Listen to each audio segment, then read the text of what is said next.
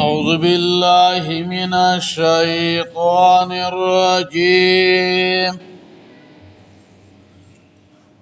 بسم الله الرحمن الرحيم. إن الذين اتخذوا العجل يقينا لا کسان چې نیولې وسخه سینالهم غضب زرد چې وبرسیږي هغوی ته غضب من ربهم د طرفه د ربو د دوی نه وذلة فی الحیات الدنیا ذلت په ژوندو نږدې کې وکذلک نجزی المفترین او دغه شان مونږه جزا ورکو دروغو جوړونکو ته.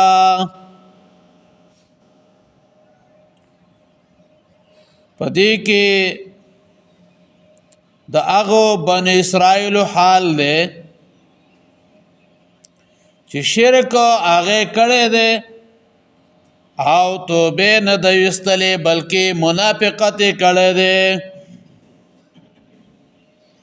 یعنی کم خلق چې هغوی د صحیح عبادت کړي نو دوی د الله د غضب نه نشي بچ کېدی. الله رب العزت د دوی د پاره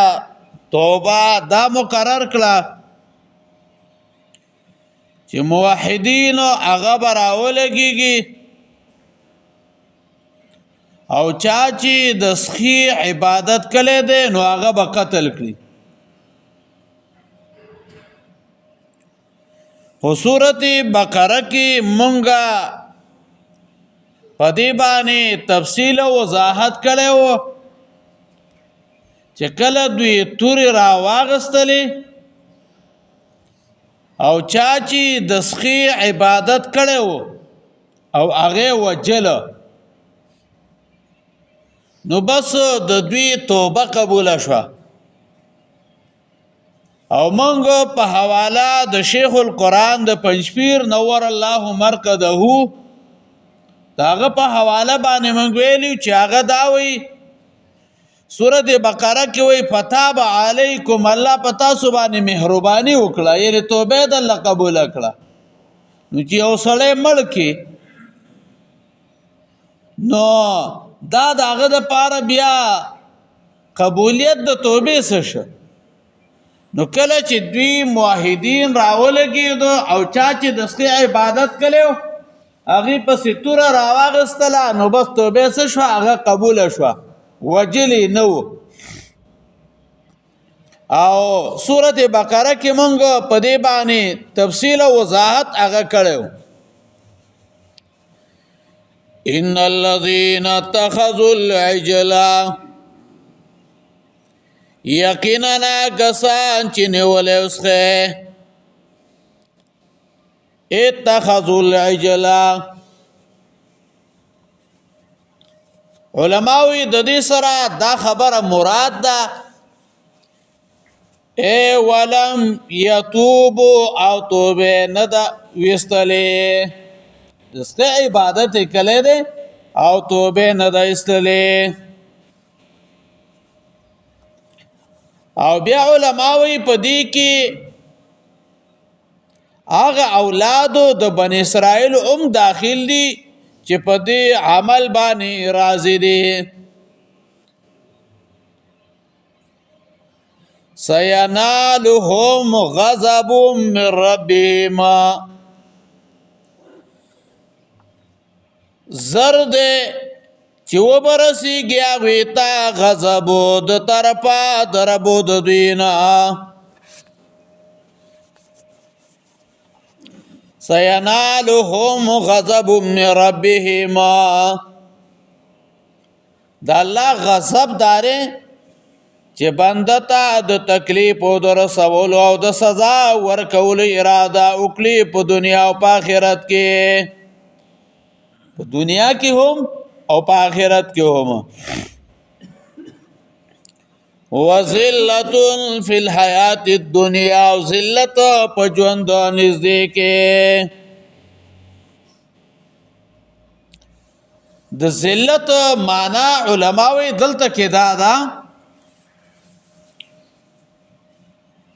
چې دوی با د خلقونه مغلوبه کېږي چې دشمنان پې مسلط کېږي یا به بزدله کوي چې هر وخت با د دشمنانو نه یریږي اگر که په دې باندې مسلط شوي نه یا او د ذلت نه مراد علماوی دا دی چې دوی به همیشه د سفر د ژوند سره اخته بیا لکه دوی همیشه د پاره د ارض مقدسه نه محروم نو په ټول ژوند کې دوی بې وطنه وو تر دې چې دغه ډله ختمه شوه او دا دوی دنیوي صدا وه وکذالک نجزی المبترین او دغه شانې مونږ جزا ورکوو دروغو جوړونکو ته په الله دروغ جوړونکي هر یو مشرک او هر کافر دی او هر وزاع د ځان نه حدیثو جوړونکي هر بدعتي هغه په دې کې داخل دی مشرک او بدعتي وي ابو قلاب رحمه الله ويا هي والله جزاء كل مبترين الى يوم القيامه امام قرطبي ويا وی قسم پالله دا تر قیامت پوری د هر مبتری دروغ جوړون کی سزا ده تو چې الله باندې او الله پیغمبر باندې دروغ جوړیا نو دا داغ سزا ده سفیان بن عیینه رحمه الله وی کل صاحب بدعت ذلیل هر بدعتی اغا ذلیل ده زکا د مبتری ده او دا ذلیل نه چې د سړی به پلار مړي سړی به زوی مړي او دی به ورته ډوډۍ ته ناستي 3 ورځې به دی په دې انتظاري چې دا به پخی او زه به خورم او په ذلت باندې او په کوزو سترګو باندې به ورته ناستي او لا بعضې صاحبان پکې دا یره جي دا صدقه ده او دا خیرات دی هلکه صدقه او خیرات نه ده ستا د ګېډو ډکولو شی دی بس ګېډه پې قدرې ډکوه نور دې ته چا صدقه ویلې ده امام مالک رحمه الله فرمائے ما من مبتدع الا وتجد فوق راسه ذلة نشتا یو بدعتی مگر تبا داغو د سر د پاس ذلت بیا بومي او بیا امام مالک رحمه الله دا آیت مبارک ولستو ګورا سرد دینا علماوی مفسرین ویا چه حسن بصری رحمه الله ویا اغا ذلتو بدعاتو دا بدو دی پوگو بانی دفاسیا سرد دینا چه بہترین اسونو بانی بسواری کچرو بانی بسواری لیکن ذلت بیوی کن مواحد انسان با پزور سے کل روانی خوخا عزت من بیا بدعتی پخلان کوزر کے بگردی خو لیکن حتی بزلیل آیا ولی بزلیل آیا ذکر دے بدعاتو کی مبتلا دے کار بکی او یرچی دا دین دے علکا دیتا چا دین ویلے امخ کو رضا کی ما تاستو ویلیو چه گورا د پیغمبر صلی الله علیه وسلم زمانہ کې چې کوم شی دین او نه باغ دین دی د پیغمبر صلی الله علیه وسلم زمانه کې چې کوم شی دین نو نن هغه شی دین نه دی هغه بل خبره چې خلکو به د دنیا د پاره سونه کړله نو د دې ذلت نه به په سوانه بچ کیږي وکذالک نجزی المبترین او دغه شان مونږه جزا ورکو دروغو جوړونکو ته من خلکو توایو د دې رسمي رواجی د دې ورجونه د غوخونه لک صبر وکي او په دغه ورځ باندې سړی روټي خوره قسم په الله باندې کدی سړی روټي کې د دې غوخې نه ډیر خو نو راشه دا ګیره خریل ناروا دي خو دا برید به وخرومه او خلک به دې نه بس ورځي په قدرې بچې سي بیا مندل قدرې والذین عملوا السیئات واکسان چې عمل وکړي د بدو پدې کې ترغیب د توبې ته او پدې کې اشاره د خبرې ته چې بنی اسرائیل کې دوه ډلې وي او دلته اشاره ده چې چا شرک او کفر کړی وي به توبه استلې وي ایمان او عمل صالح وکړو نو الله بخنه کوونکی دی او که په خپل حالت باندې پاتې شو نو الله یې نه معاف کوي شرک باندې پاتې شو نو به الله نه معاف کوي ثم تابوا بیا توبه باسي من بعد پس داغې نو امنو او ایمان راوړي ان ربک من بعدها لغفور رحیم یقینا راستا په داغې نه خامخا بخونکې مهربان دی لغفور رحیم ولما سکت عن موسی الغضب او هر کله چې کینا صلاد موسی علیہ السلام نه غوسه اخذ الالواح راوی غستل تختیا وفي نسختها هدى او پلیک دای کې هدایت او رحمت او رحمت للذین هم لربهم يرهبون لپاره دا کسان چې دوی د خپل رب نه یریدون کې دي د موسی علیه السلام غوسه چې کله په قلار باندې شو او خیال راغلو دته چې د الله رب العزت د طرف نه کم کتاب او کم تختې ورکلې شوی نو کمی چې خو دی وی نو هغه راواغستلې ولما سکت عن موسی الغضب سکت سکوت په معنا د سکون د آرام سره ده او دلته د کلام پر خودلو معنا دلته نه د مراد اخذ الالواح راوی غستلی تختیا بیگا درس کې ما ویلو په حواله د امام رازی رحمه الله چې امام رازی رحمه الله ویلي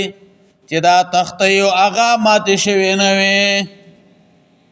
او بیا مونږ ویلو په حواله د امام رازی باندې چې دا جرأت عظیمه ده چې پیغمبر دې دا سکارو کی چې هغه تختی گزار کی او هغه ماته شي او مونږ ویل القا په معنا د خودلو باندې راځي او پاغي باندې مونږه د سورته یوسف آیت مبارکه راړولې نو دا تختی هغه ماته شوی نه وي او کدا ماته شوی نه امام رازی وایو بیا به څنګه راغستله نه جنا ماته شوی نه وي وفي نسختها هدى نو پلیک دای کې هدایت یعنی ردی پلیکل شوی مضمون کې هدایت او رحمت لکه ګورا سورۃ بقره اول کې تاسو ویلو ذالک الکتاب لا ریب فیه هدى للمتقین او نسختها کې اشاره ده چې موسی علیہ السلام ته تورات په یو ځل په تختو کې ورکړل شوی و نسخه لیکل شوی کتاب ته ویل کېږي لیکل شوی کتاب ته ورحمت او رحمتو للذین د پار دا کسانو هم لربهم يرهبون چې دی د خپل رب نه یریدون کې دی يرهبون کې اشاره ده رهبت یعنی یرا د الله د کتاب نه د پیدې دا غستو د پار سبب ده قران یرا پکار ده هم لربهم يرهبون چې دوی د خپل رب نه یریدون کې دي ان الذين اتخذوا العجل يقينا كسان چې نیولې اوسخه سينالهم غضب زرد چوبرسي کوي ته غضب من ربهم طرفا د رب د دوینا وذلت في الحياه الدنيا وذلت پجون نزدې کې وكذلك نجزي المفترين او دا شان مونږه جزا ورکو دروغو جوړونکو تا والذین عملوا السیئات او کسان چې عمل وکړي د بدو ثم تابوا بیا توبه باسي من بعد پس دا غینا وآمنوا ایمان راوړي ان ربک یقینا رب ستا من بعد پس دا غینا لغفور رحیم خامخا بخون کې مهربان دی ولما سکت عن موسی الغضب او هر کلا چې کینا استاد موسی علیہ السلام نه غوسه اخذ الالواح راوی غستل تخنیا وفي نسختها پلک دای کی هدن هدایت و رحمت و رحمت للذین پارا گسانو هم لربهم يرهبون چې دوی د خپل رب نه یریدون کی دي اللهم قوینا فوضاک واجر